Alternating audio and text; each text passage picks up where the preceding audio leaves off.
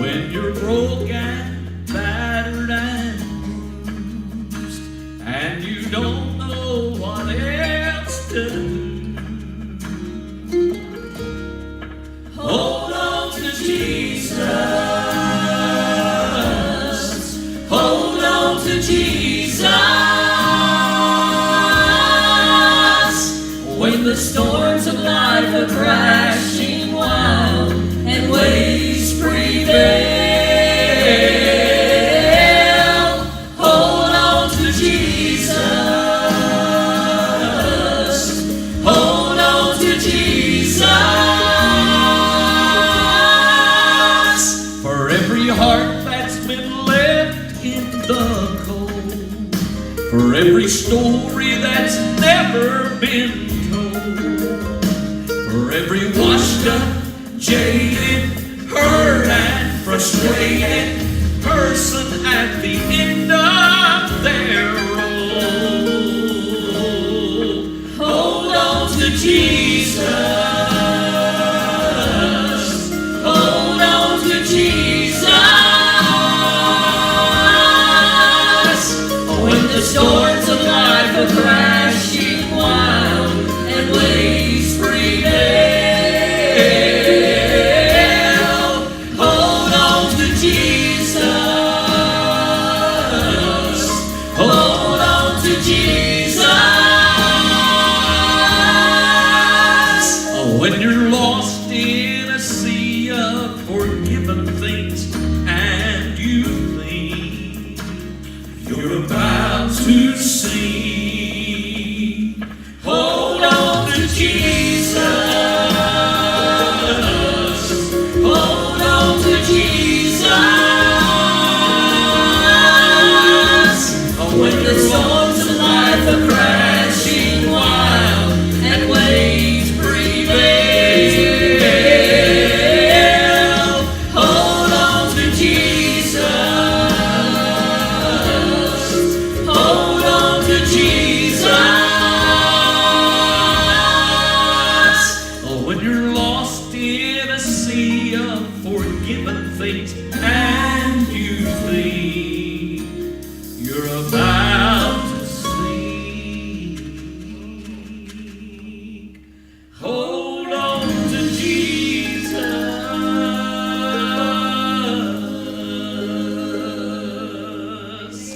Amen. Yeah, be glad you can hold on to Jesus. Amen. Mary, let's sing this song tonight. How many of you testify God's been good to you? Amen. I tell you, God's been good to us. If you go to a hospital and you walk out under your own power, walk to an automobile and get in it and sit down, you'll have to sit there and say, God, you've been good to me. Amen. Go to a funeral home, walk in there and sign that register. As you're signing it, when you put your hand there, you can just look and say, you've been good to me, God. That ain't somebody else having to sign the register to see me. Amen. God's been good. You know, sometimes we that are in ministry, we get so used to singing, we get so used to preaching, get so used to ministering, that we think that we're immune from having problems. The Bible says it rains upon the just and the unjust. And back in June, Mary and I went through about 4 days of probably some of the darkest days that we've had in a long time. Everything was great. We just found out my grandkids and my daughter and son-in-law was moving back from Albuquerque back home. We couldn't have been no higher up on the mountaintop, it seemed like. Everything was going good. Them kids come in wanting to go to Six Flags, and, you know, I'm sort of tired of Six Flags, but what them grandbabies want, Papa goes do. Amen. And so we loaded up and we all went to Six Flags. And the first thing they did, I've had 2 bulging discs in my back since September of last year. And they wanted me to get on one of those rides with them. I got on that, and that was the last ride I'd get on the rest of the day. And so I told them, I said, y'all going to have to get Nana to ride with you. And So she started riding rides with him. She got off one of the rides, and she was holding herself. And I said, what's going on? She said, I don't know. She said, something's happened. She'd just been to a gynecologist for a checkup. Everything was great. The next morning, I got up. She does her studying and devotional time early in the morning. I walked through the house, and she was sitting there crying. And I thought she had found a real good scripture. And I said, oh, you done found a nugget laying there. She said, no, I'm hurting so bad, I believe we're going to have to go somewhere. And so we stood and we talked. And we said, well, and decided what to do. And so she called her doctor, and he said, no, come here first, and let's do an ultrasound, see what's going on, if anything. And he said, then we can go right across the highway to the hospital. We got there, and they took her in. And when they took her in, the lady that was in the ultrasound room had done an ultrasound on her 2 weeks earlier. Everything was great. And just, I'd never been in one of those rooms. I'd never went to the doctor like that with her. And so that day I was there.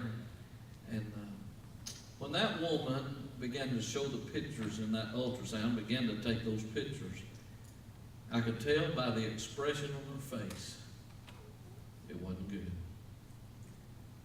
And I sat there and I looked at Mary, and of course Mary was crying, and then I looked at her, and she had a grimaced look on her face. And so I said, I know you're not able to tell me what you're seeing. I said, but I can tell by the expression on your face you don't like what you see.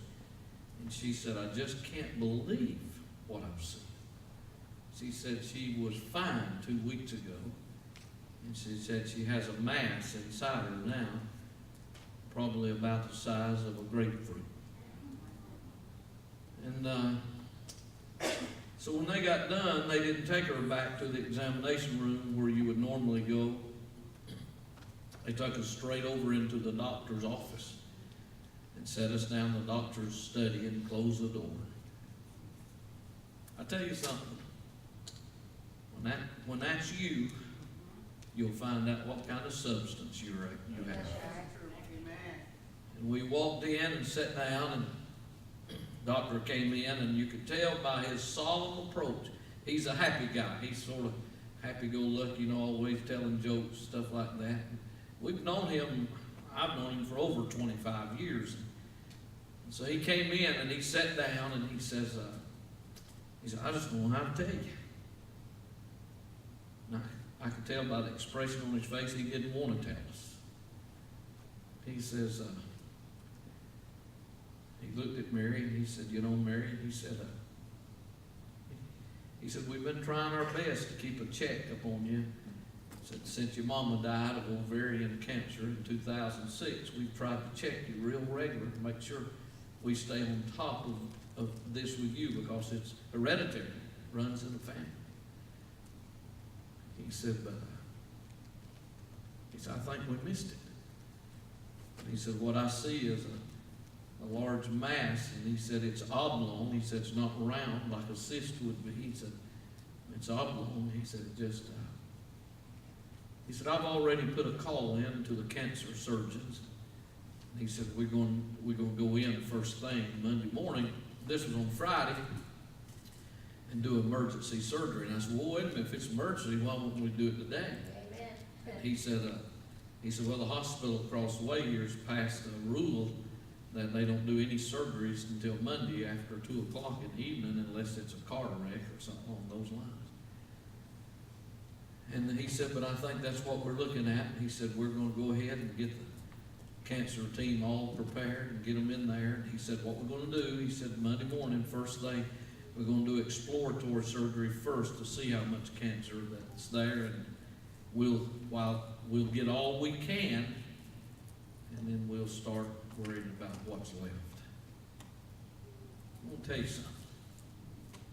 That's tough. I don't care how saved you are, how long you've been serving the Lord. That's tough. And I sat there, and Mary burst out crying. And I don't think he knew exactly what to do.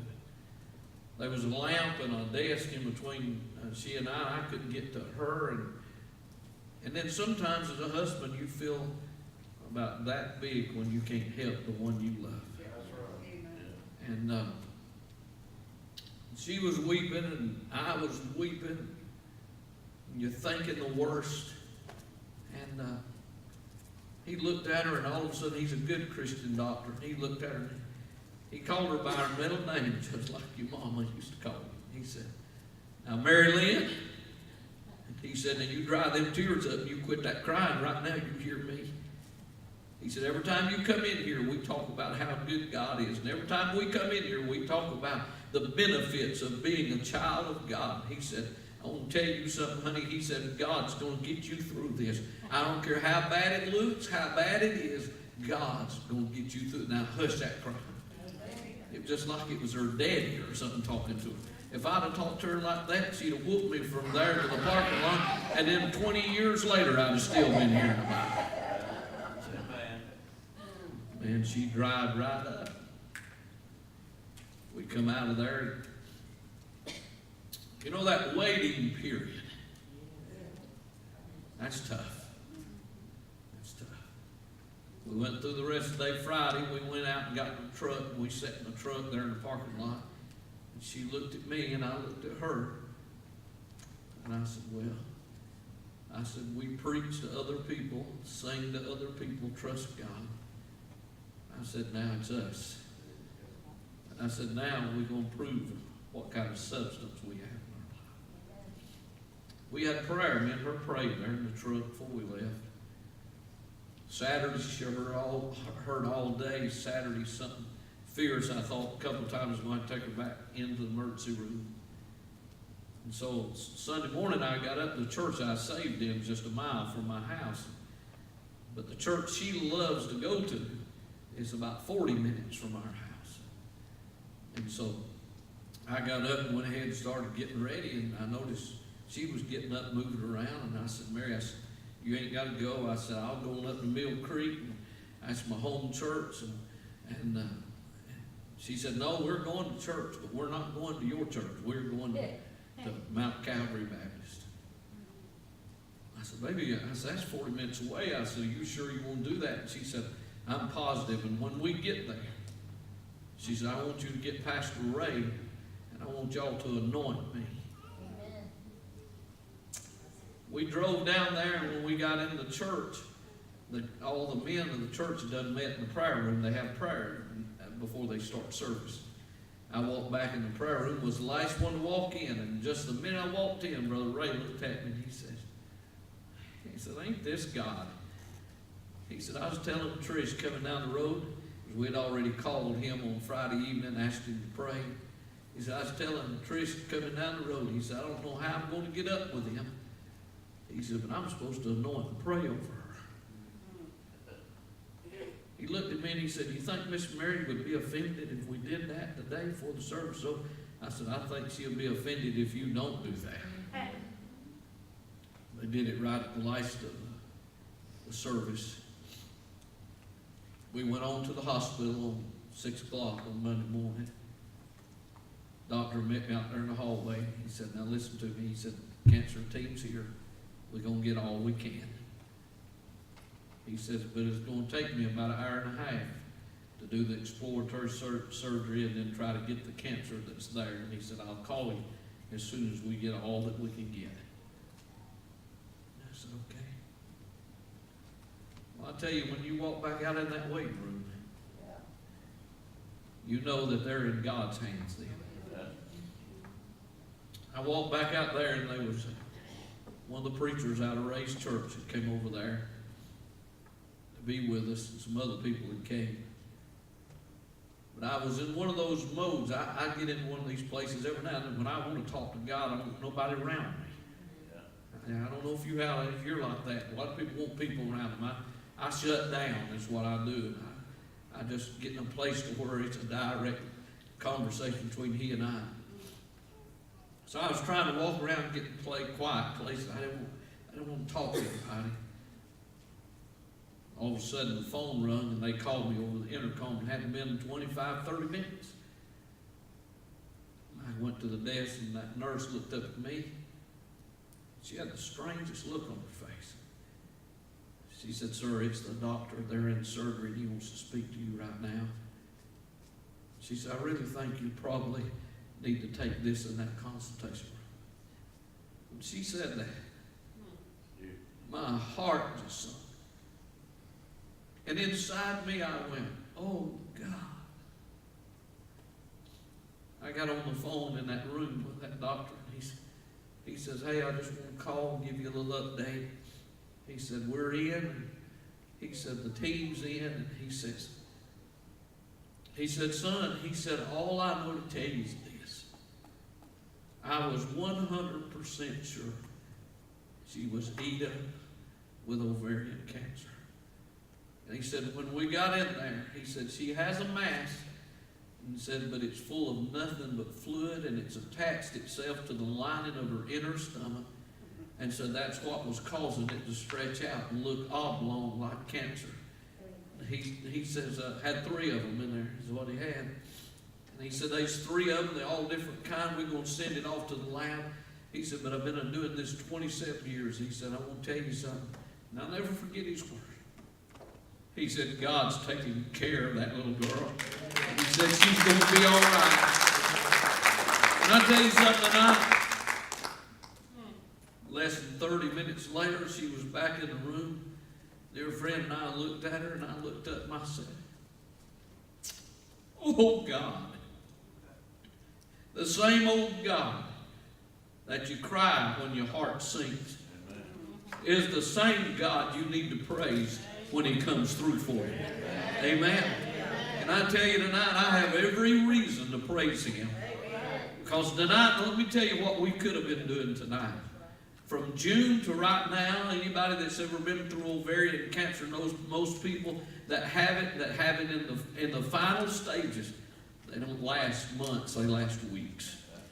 Dear friend, I could be down here tonight by myself trying to preach under the load of grief of having to bury my spouse. But God didn't see that.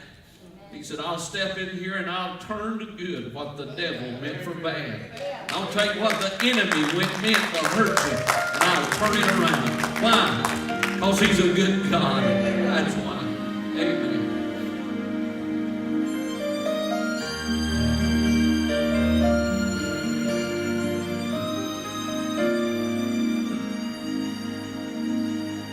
Lately I've been looking back on this winding road to the old familiar markers of the mercies I have known. I know it may sound simple, but it's more than a cliche.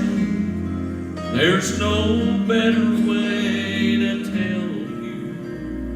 than to say God's been good in my life.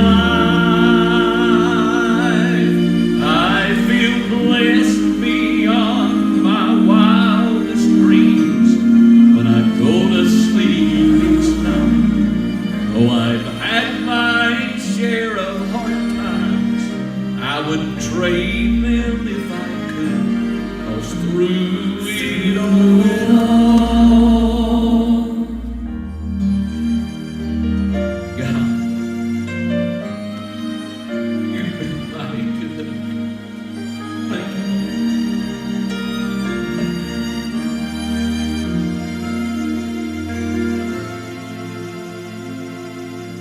times replay, and I can see that I've cried some bitter tears.